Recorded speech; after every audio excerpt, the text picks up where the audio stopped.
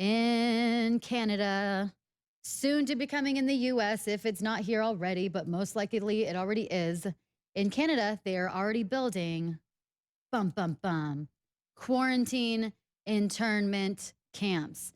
Yes, quarantine internment camps.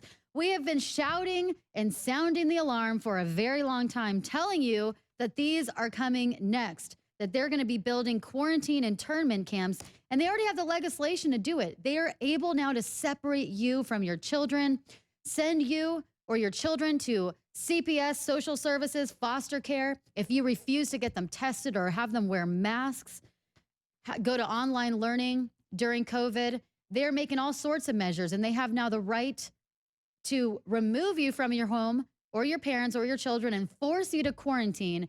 How are they going to do it? They said, we're going to get some special accommodations for you guys. Don't worry. We're going to give you some special accommodations. Well, you think you're going to stay in the Fairmont Hotel? Where do you think you're going to be staying in? You know, even Days Inn? No, this ain't no 5-star hotel situation. Okay, make no mistake. You're going to be staying in a freaking internment camp. Let's roll the clip and see what we're dealing with here. The next question, the member for Lanark, Frontenac, Kingston. Thank you, Speaker. My question is to the Premier. In my supplemental question yesterday, I asked this government if the people of Ontario should prepare for internment camps.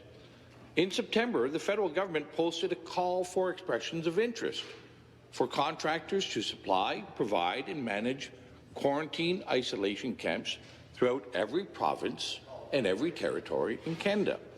These quarantine isolation camps, however, are not limited to people with COVID, but provide a wide latitude for many people to be detained. Surely this government is aware of the intentions to build these isolation camps from coast to coast. And my question to the Premier is, how many of these camps will be built, and how many people does this government expect to detain? Question. Government House Leader. Thank you, Mr. Speaker. It is very true that when people leave the country and when they come back in, that the province is suggesting, and the federal government, in cooperation with the federal government, we are suggesting that people isolate themselves. That has been a practice that has been very successful, not only here in the province of Ontario, but across Canada. And we will, of course, be redoubling our efforts to make sure that the people of the province of Ontario remain safe, Mr. Speaker. So if the member is referring to the fact that that one of the public health policies is that when you return from a jurisdiction outside of the province of Ontario or from another country that you isolate yourself for 2 weeks, I would suggest that has been a good policy that has been working. In fact, this House has been doing the same thing since we came back. We are working in cohorts to make sure that the Legislative Assembly can continue to operate. That's why we have 2 separate cohorts, Mr. Speaker. Response. And with the cooperation of the official opposition, that is why all members of the Independents have been excluded from that cohort, because we want them to be able to participate in debate. So we will continue to do everything in our power to make sure that this House continues, but that the people of the province of Ontario and Canada are kept safe. Supplementary question. Again, back to the Premier.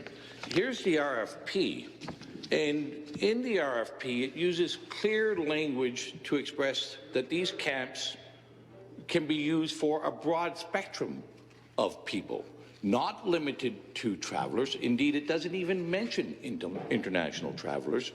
It's just a broad latitude of people. And I'll send over the copy of the RFP after.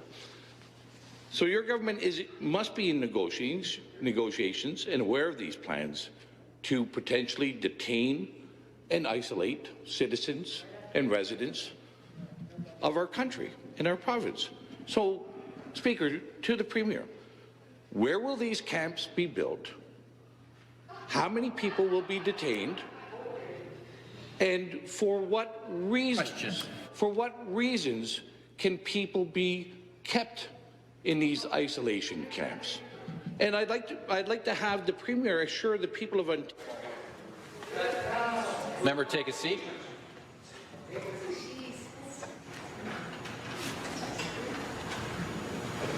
The next question.